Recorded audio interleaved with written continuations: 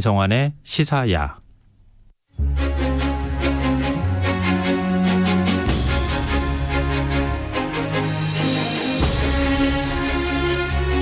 우리 역사 중에는 말 그대로 치열한 역사 논쟁도 있었습니다. 그 대표적인 것이 이두 논쟁인데요. 통일신라 시대 설총이 만들었다고 많은 분들이 알고 계실 텐데 실제로는 설총은 이두를 집대성했을 뿐이다 라고 하는 증거들이 또 속속 나오고 있다고 합니다. 그럼 과연 설총은 무엇을 했고 이두는 누가 만들었을까요? 여러 가지 문제 또 논쟁이 벌어질 수밖에 없는 상황인데요. 흔적의 역사, 오늘은 바로 이 이두 논쟁에 대해서 이야기 나눠보도록 하겠습니다. 경향신문 이규환 선임기자 나오셨습니다. 안녕하세요. 안녕하세요. 예. 네. 이두라는 말도 참 오래간만에 들었어요, 네. 사실. 근데 먼저 우리가 기본적인 역사 지식을 다시 한번 좀 상기하는 차원에서 이두가 우리나라에서 왜 필요했는지 이것부터 먼저 좀 설명을 해주시면 어떨까요? 예, 뭐 이두라는 게 이제 한자의 음과 훈을 빌려서 우리말을 기록한 거잖아요. 네. 표기법이죠. 근데 우리가 사실 문자가 없었으니까 그래서 뭐 한사군 때 이제 한자가 들어왔다고 하는데 그런 한자를 빌려서 문자 생활을 영위한다는 것이 사실 쉬운 일은 아니었겠죠. 표의 문자잖아요, 한자가. 그리고 또 네네. 어순이 완전 다르지 않습니까? 그래서 네. 중국하고 사실은 한국하고 이렇게 보면 문화적으로 되게 비슷한데 어떻게 이렇게 말은 다른지 참 그것도 참 신기한 노릇이죠. 뭐 굉장히 좀 신기하고 또 네, 일본은 그렇습니다. 또 가나 문자 그건 네, 또 그렇습니다. 이두랑 비슷하다고 해가지고 네, 그것도 맞아요. 이제 얘기가 좀 그렇게 있었는데. 됐다 그러죠. 예. 예. 그래서 일본하고 또 우리하고 어순은 또 같은. 네, 그렇습니다. 참 희한합니다. 근데 세종과 최만리의 이 역사 논쟁이 굉장히 유명한 네, 것으로 네. 아는데요. 이두를 둘러싸고도 논쟁이 좀 있었다고요. 뭐 핵심인 네. 거 볼 수가 있는데 1444년에 벌어진 논쟁인데 네. 최만리가 이제 그 한글 창제가 말도 안 된다라는 논리를 펴면서 설총의 이두를 거론을 하는데요. 설총의 이두는 중국 글자를 빌려 사용을 했고 그런데도 불구하고 이두로도 1000년 동안 다 통했는데 왜 굳이 지금 와서 언문 그러니까 한글을 만들려고 하시느냐. 그리고 글자 28자로 무슨 문자를 그렇게 쉽게 해독을 하면 그 어렵다는 성역은 누가 과연 배우겠냐 뭐 이런 식으로 이제 주장을 하게 되는데요. 네. 세종은 거기서 이제 짜증을 막 부립니다. 뭐라 그러냐면 설총이 이두를 만든 본뜻은 백성을 편리하게 한 거 아니냐. 그리고 너희는 설총은 옳다 그러면서 너희 임금이 하는 것은 그러다고 그렇게 계속 얘기하는 거냐. 설총이나 세종이나 사실은 백성으로 하여금 문자를 쉽게 이제 해독하려는 마음은 똑같은 건데 너희는 근데 왜 설총만 옳다고 그러고 나는 그러다고 하느냐 뭐 이런 식으로 이제 얘기를 한 거죠. 세종 임금이 왜 성군인지 네. 왜 대왕 소리를 듣는지를 극명하게 지금 보여주는 네. 것 같은데 뭐 그건 그렇다 치더라도 네. 지금 두 분 다 설총이 이두를 만들었다고 하는 거는 인정하는 거네요. 그렇습니다. 뭐 삼국사기에 그 열전 설총전을 보면 이렇게 나오거든요. 네. 설총은 방언 그러니까 이건 이두라고 해요. 네. 이두로 그러니까 유교의 9가지 경전을 풀이해서 후학들을 가르쳤다라고 기록을 했거든요. 그러니까 그건 정사니까 그 후에 모든 자료가 이제 설총은 이두의 창제자다 이렇게 이제 썼죠 다. 그 설총은 그 신라가 낳은 천재라고도 불린다면서요? 그렇습니다. 뭐 태어날 때부터 돌을 깨우쳤다고 할 정도로 삼국사기에 이렇게 나오는데요. 생물연대는 정확하게 모르지만 655년에서 한 7세기, 8세기 초반까지 사셨다 뭐 이렇게 얘기가 나오고 네. 강수 최치원과 함께 신라의 3대 문장가다 이렇게 얘기를 하고요. 그다음에 뭐 삼국유사를 보면 경전과 역사에 두루 통달을 하고 불교는 물론이거냐 유교도 다 이 통달한 학자다 이렇게 우리가 알고 있죠. 아버지가 원효대사. 그렇습니다. 아버지 영향이 있지 않았나 하는 생각도 드네요. 그렇습니다. 그래서 정사인 삼국사기를 보면 설총의 아버지는 원효대사 이렇게 얘기를 했고요. 삼국유사를 보면 재미있는 또 배경 이야기를 또 이 가미를 하는데요. 네. 원효대사가 거리에서 이런 노래를 불렀다 그럽니다. 누가 저로 빠진 도끼를 허락하기려는가 나는 하늘을 바칠 기둥을 다듬고자 한다 뭐 이런 가사의 노래를 불렀대요. 근데 노래 내용이 이게 무슨 의미입니까? 되게 알쏭달쏭하거든요. 네, 그렇습니다. 그래서 당대 네. 사람들도 다 그 뜻을 알지는 못했는데 네.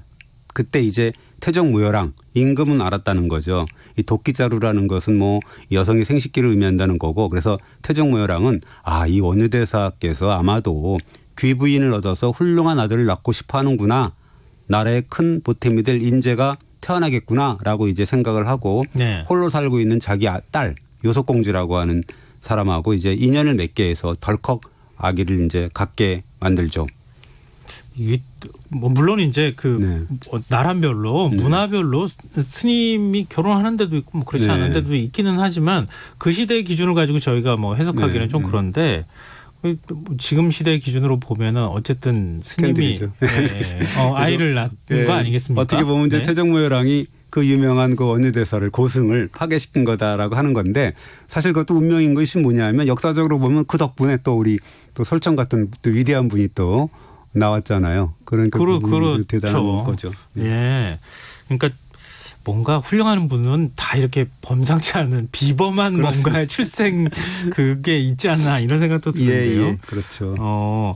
그러면은 이제 국어학계에서는 이 이두를 지금 어떻게 보고 있는 거예요? 예, 그 국어학계에서는 아직도 이제 진정한 의미의 이두는 설총시대, 그러니까 8세기 초반, 7세기 후반에서 8세기 초반으로 이제 보고 있는데요. 네. 그때가 이제 설총이 태어났다는 거니까 전국적으로 이제 발굴되는 고고 및 역사 자료는 그 7, 8세기 설총이 시대보다 적어도 100년 이상 앞선 시기부터 초기 형태의 이두문이 유행했다라는 것을 일러주고 있어요.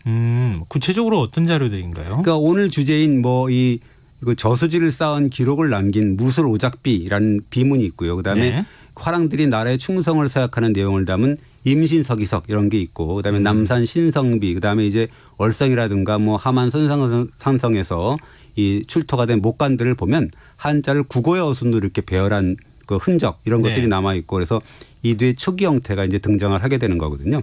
그러면은 이두가 언제부터 사용됐다고 하는 그런 거를 추정해 볼 수 있나요? 뭐 원래는 뭐 6세기 혹은 뭐 그 이전 어느 시점부터 생겼다라는 게 맞을 것 같은데 네. 우리가 한자로 된 글을 읽을 때 우리가 상상을 하듯이 쉽게 읽을 수 있도록 토를 달았을 거 아닙니까? 네, 그리고 그렇죠. 우리말 어순으로 문장을 또 배열하고 막 그랬을 거 아니에요. 우리나라 사람들이 네. 한자를 빌려서 또 뭐 독특한 우리말을 또 표현했겠고 그런데 이제 그 설총은 바로 이런 일반에서 유행하고 있던 이두와 토를 알고 있었고 그것들을 정리해서 이제 육아 경전을 읽는 데 도입을 했겠다라는 생각이 들고 따라서 설총은 이두를 창제했다고 하는 것보다는 그때까지 일반에 널리 알려져 있던 이두를 잘 정리해서 집대성한 분이다라고 우리가 이제 일반적으로 해석하는 것이 상식적이죠. 아, 그러면은 그 설총의 생물 연대는 모르지만 언제쯤 시대에 계신 분인지는 알고 있는데 그 이전에도 기록이 이두에 대한 기록이 남아 있다 그러면 고고학 자료들이 남아 있다. 그러면은 설총이 만든 건 아니잖아요. 그렇습니다. 그러니까 집대성했다라고 볼 수가 있는데 네. 이두라는 게 지금 언제 시작됐는지는 확실하게 알 수는 없었는데 그 이제 최근에 그 정재영 한국기술교육대 교수팀이 네. 그 경북대 박물관에 소장 중인 그 무술 오작비라는 게 있어요. 거기 네. 이제 최첨단 3D 판독을 했어요. 그러면서 이제 사실상 비문을 완독을 했다고 하는데 네. 그 이 비문에서 신라가 이미 578년 무렵에 완전한 형태의 이두문을 사용했다라는 사실을 밝혀냈다는 거죠. 무술 오작비면은 이게 네. 어떤 건가요? 이게 이름으로 보면은 어렵죠. 무술이 네. 들어가가지고 네. 이상하게 생각이 자꾸 드는데. 뭐 네. 이 무술연에 건립이 돼서 이제 무술자가 들어가는 거고요. 네. 오는 뭐냐면 뚝 오자거든요. 그 작자는 지을 작자니까 무술연의 뚝, 그러니까 저수지를 쌓은 공사 내용을 기록한 비석이라는 뜻에서 이제 무술 오작비라고 한 거고요. 네. 1946년에 발견이 됐습니다. 근데 무술년이라고 하는 게 우리 육식갑자라고 네, 하잖아요. 이렇게 주기가 계속 돌아오는데 이거 어느 무술년인지는 알 수는 없잖아요. 뭐 상식적으로 이제 518년설, 578년설, 638년설 이런 다양한 학설이 주장이 됐었는데 네. 지금은 578년 무술년이 이제 거의 완전히 정설로 굳어졌는데요. 왜냐하면 무술 오작배에 등장하는 그 신라의 지방 관등명 중에 일척, 일벌 뭐 이런 것들이 있는데요. 네. 이런 관등명은 사실 7세기 초중반이면 사라진다는 거거든요. 근데 아까 얘기했던 638년 무술년은 7세기 초중반이잖아요. 네. 그때는 이미 없는 관등이기 때문에 638년은 아니다라는 거고 또 비문 내용을 보면 불교 업무를 관장하는 관직명이 나옵니다. 도유나라는 관직명이 나오는데 알다시피 우리가 신라가 불교를 공인한 게 버프망 때인 527년이니까 네. 518년 무술년도 아닌 거죠. 그게 따지면 이제 578년 무술년밖에 안 남은 거잖아요. 그래서 이제 그건 정설이다라고 우리가 이제 얘기를 합니다. 아, 이렇게 추정하는군요. 네, 그렇습니다. 이렇게 뭐 그렇게 하나하나 배척을 시키는 거죠. 아, 그렇죠. 예. 근데 좀 전에 이제 이두문이 등장하는 고고학 자료들이 네. 꽤 된다 이렇게 얘기를 네. 하셨잖아요. 네. 그러면 그런 자료들이 무술 오작비보다 오래된 것일 수도 있겠어요. 뭐 있긴 하겠지만 예. 사실 그 연대가 확실한 것이 이제 무술 오작비가 유일한 거거든요. 그 앞선 자료는 보이지가 않고요. 지금 나온 그 고고학 자료 중에는. 그리고 네. 이 지금 거론된 그 목간이나 비문 자료는 연대가 확실한 것이 없어요. 별로. 그래서 이 무술 오작비야말로 연대가 확인된 유물 가운데 가장 오래된 이두의 사례다라는 게 확인이 되는 거고 네. 무술 오작비야말로 이두의 공식적인 시작이다. 지금은 그렇게 말할 수가 있는 거죠. 앞으로 어떤 자료가 또 나올지는 모르겠지만 그러면 무술오작비가 굉장히 역사적으로 가치가 있는 그런 이제 비석이 될 수 지금 있겠네요. 이제 그렇게 비석이 됐다고 볼 수가 있습니다. 그럼 그 비석에 어떤 글이 쓰여져 있는지 조금만 더 예, 예. 자세히 말씀해 주시면 안 될까요? 그 12월 18일 날 이제 12명의 전문가가 모여서 판독을 했는데요. 판독에 따르면 이 무술오작비는 578년 무술년에 그 11월 초하루부터 14일까지 네. 그 13일 동안이죠. 그래서 이 대구의 영덕리촌에서 차지라는 이름의 저수지를 짓고 공사 내용을 기록한 비석인데 이 비석을 뭐 쌓은 사람 이름이 쭉 나오고 그다음에 누가 지휘했는지 쭉 나오고 그다음에 이 저수지 원래 넓이가 나오고 저수지 건설에 동원된 공부의 수가 뭐 312명이라는 게 나오고 그다음에 비문을 작성한 사람이 누구라는 거 이런 내용이 쭉 나와 있어요. 굉장히 상세하게 기록을 해놨거든요. 그렇습니다. 예. 우리 이제 요즘 무슨 건물 짓거나 그러면은 내역을 딱 이렇게 다 해서 예, 비석같이 조그맣게 만들잖아요. 예. 그거랑 좀 비슷한 성격이다라고 네, 생각이 그렇습니다. 드는데요.